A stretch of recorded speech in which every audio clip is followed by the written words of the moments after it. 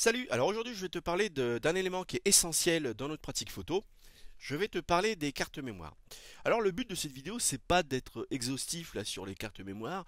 Il y a beaucoup de ressources qui existent sur les classements des cartes mémoire, etc.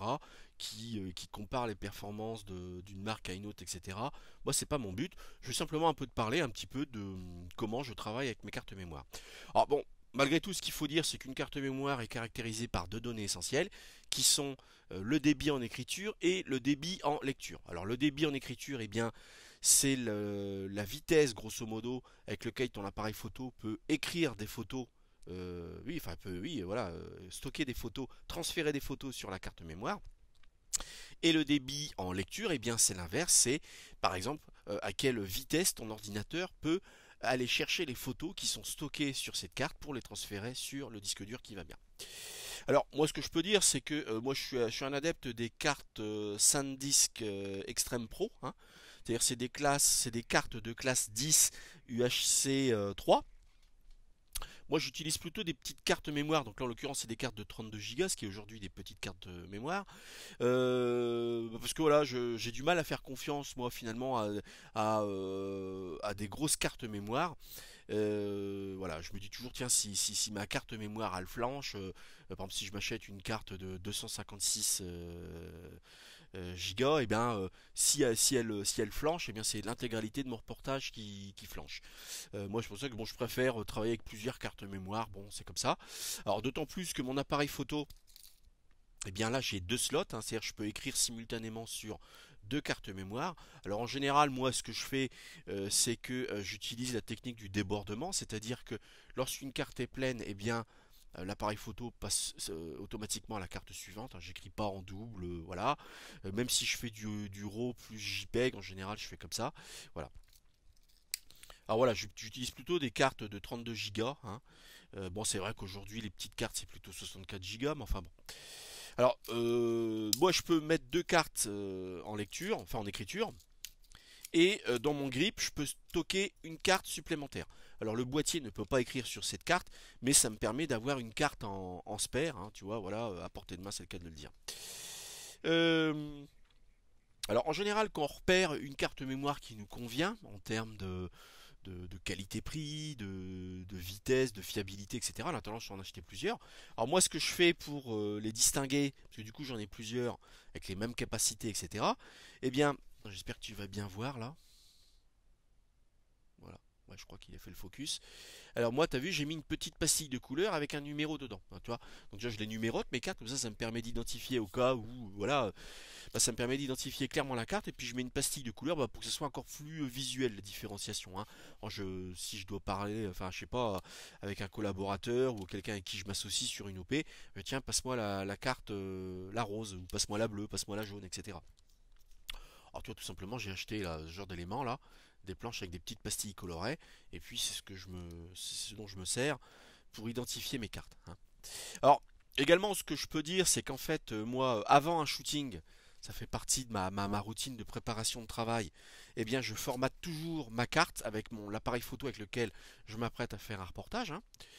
Euh, du coup, ça permet à l'appareil photo de préparer dans de bonnes conditions le fait d'écrire sur une carte donnée, hein, en formatant avec l'appareil.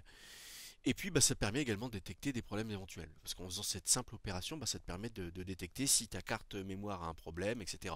Et puis, en faisant cette OP aussi, eh bien, ça te permet de checker ta carte. Parce qu'évidemment, avant de formater, bah, je jette toujours un œil, hein. Voilà, ça me permet de voir si c'est des photos, voilà, qui ont bien été sauvegardées sur l'ordi, etc. Voilà. Alors après, ce que je fais également en retour de shooting, c'est que moi j'utilise jamais le câble USB qui est fourni avec l'appareil photo pour télécharger mes photos sur mon ordi, hein.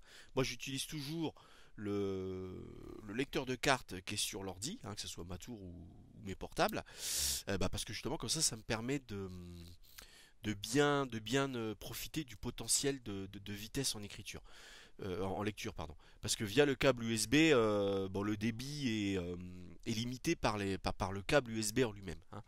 Alors que si par exemple tu as une carte qui autorise un débit comme là, comme celle-ci, 95 mégas par seconde, et ben évidemment, si j'utilise le câble USB, ben, je ne vais pas profiter de ce potentiel en lecture, hein.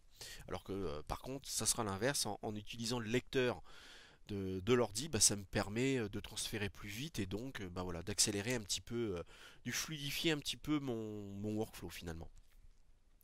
Alors moi ce que je fais c'est qu'une fois que mes cartes sont stockées sur l'ordinateur, eh bien je remets tout de suite la carte dans l'appareil photo, je la formate, hein. Et pourquoi? Bah, parce que je stocke toujours mes appareils photo avec des cartes. Voilà, comme ça me permet, si je dois faire un reportage en urgence, ou enfin où je dois prendre, enfin je dois partir en reportage comme ça, et j'ai pas trop préparé ma séance, ben, je sais que mon appareil photo il est toujours stocké avec des cartes. Je le stocke par contre jamais avec des batteries, mais les batteries sont toujours à proximité. Et comme ça, voilà, ça évidemment ça évite que je me rende sur le lieu d'un reportage et que c'est à ce moment-là que je me rends compte, eh bien, que l'appareil photo contient pas de carte mémoire. Ça peut arriver, hein, même aux plus aguerris, des fois dans l'urgence, voilà. Donc voilà ce qui est important, de bien identifier tes cartes, de les formater avec l'appareil photo avec lequel tu t'apprêtes à faire des photos. Bah, et puis moi je te conseille vraiment d'utiliser le lecteur de cartes de ton ordi pour les transférer, hein. Voilà, ça c'est des éléments essentiels.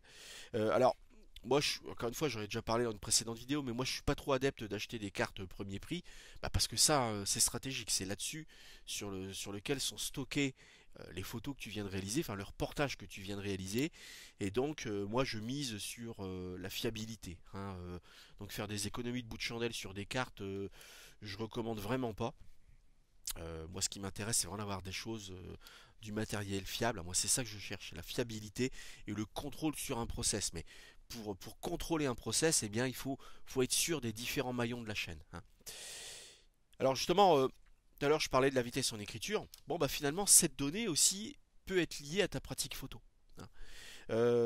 Une carte mémoire de classe 10 en UHC1 autorise par exemple le débit en écriture si tu fais de la vidéo en 4K. Alors moi je suis pas du tout un spécialiste de la vidéo, mais voilà, je mémorisais cette donnée si tu préfères. Et compte tenu de la capacité de nos capteurs, bon, aujourd'hui, pour un boîtier pro, la norme, ça va être, enfin je parle pour un réflexe ou un mirrorless, ça va être 50 millions de pixels, hein, c'est clair. Pour un boîtier amateur, ça va être bon, aujourd'hui c'est plutôt du 25 millions de pixels, mais je pense que ça va très vite tourner autour de 36 millions de pixels. Donc encore une fois, cette notion de débit autorisé en écriture est importante. Mais là où je voulais en venir, c'est que il faut savoir comment ça fonctionne. Ton appareil photo, lorsqu'il vient de réaliser une photo, elle n'est pas transférée directement sur la carte mémoire, elle passe par une mémoire intermédiaire, une mémoire interne à l'appareil photo, que l'on appelle plus communément le buffer. Et ce buffer, bien sûr, a une limite lui aussi. Et donc, par exemple, tu vois, là je suis en RAW, hein, enfin en RAW DNG, puisque moi j'utilise le format DNG. Tu vois, si je suis en rafale,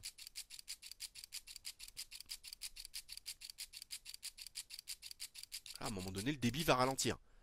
Tu vois, là, ça saccade, le débit ralentit. Pourquoi? Bah parce que le buffer est saturé et bah, avant de pouvoir refaire une photo, il faut qu'il libère de la place. C'est-à-dire qu'il faut qu'il puisse écrire sur la carte mémoire une ou plusieurs photos qui étaient stockées dans le buffer et donc libérer de la place ce faisant pour réaliser de nouveau une photo qui bien sûr sera stockée dans le buffer avant d'être écrit. Donc tu vois, c'est très important de comprendre ça. Il ne s'agit pas d'être un spécialiste sur les cartes mémoire, mais au moins savoir que bah, ton appareil photo, il a une mémoire interne qui peut être assez vite saturée, surtout si tu travailles en RAW et en rafale, hein, et peut être aussi, ce qui peut aussi causer un embouteillage, c'est bien sûr les limites en écriture de ta carte mémoire. D'où encore une fois l'importance de prendre une carte mémoire plutôt de qualité, hein, qui autorise un débit bah, le plus élevé possible dans l'idéal, pour libérer de la place le plus rapidement possible sur ton buffer et donc pour fluidifier encore une fois le process de prise de vue en fait, hein. Donc tu vois finalement autour d'une carte mémoire on peut dire beaucoup de choses, hein. Voilà. Alors l'autre chose que je voulais partager avec toi, c'est que là je viens de m'acheter ce petit accessoire qui est en fait une boîte pour stocker tout simplement ces cartes, tu vois. Et ce qui est bien, c'est qu'en fait, ça permet, encore une fois, visuellement, eh bien, de voir un peu les cartes que tu as à disposition, bien sûr, enfin, sur lesquelles il y a aucune donnée de stockée, hein. Et donc ça te permet tout de suite de visualiser tes cartes, enfin les cartes disponibles. Et voilà. Alors l'intérêt de cette boîte, c'est que là, celui-ci, c'est une boîte rigide, hein, et en plus étanche. Donc c'est très bien. Parce que moi précédemment, bah, bien sûr, tu vois, sur mon bureau, eh bien, je mettais les cartes dans les petites boîtes bah, fournies lors de l'achat. Et puis bah, tu vois, s'empiler là au pied de mes écrans bah, des cartes mémoire. Bon, ça c'est quand même, je trouvais pas que c'était très sécure. C'est encore le moyen idéal bah, qu'une une petite boîte tombe, etc. Enfin voilà. Puis c'était pas très visuel. Alors que là, tu vois, en ouvrant ma petite boîte à cartes, eh ben, je vois tout de suite le nombre de cartes dont je dispose. Et puis voilà, donc ça, tu vois, c'est un accessoire, mais c'est un accessoire qu'aujourd'hui j'aurais du mal à me passer, tu vois, tant je le trouve hyper pratique et très, très sécurisé, enfin ça permet de sécuriser encore un peu plus mon process, et voilà, et moi ça me va très bien. Alors cette carte, je l'ai achetée sur Amazon, je crois que ça m'a coûté dans les 10 euros, hein. Je mettrai le lien en dessous de la vidéo. Mais encore une fois, c'est très pratique. Alors des boîtes à cartes, il en existe de différents types, hein. Mais le modèle avec le boîtier rigide, je le trouve vraiment super, hein. Alors moi, j'ai mis un élément là pour pouvoir clipser ma boîte à cartes. Parce que sur l'un de mes sacs photos, il y a justement un élément, il y a le pendant de ce truc-là qui permet, bah voilà, donc du coup de fixer la boîte à cartes, de la sécuriser, hein. Donc c'est pas mal du tout. Comme ça, évidemment, ça évite que le boîtier, lors d'un reportage, ou si je pars plusieurs jours, eh bien, je puisse perdre ma boîte à cartes. Ah, je trouve ça très pratique finalement. Tu vois, c'est comme ça qu'on distingue, enfin qu'on identifie un accessoire qui est accessoire mais qui est indispensable malgré tout. Eh ben, c'est que très vite, tu te rends compte, tu peux plus faire marche arrière, hein. Donc voilà, je te recommande ce boîtier. Voilà. Bah écoute, c'est ce que je voulais partager avec toi, tu vois, au travers de cette vidéo toute simple.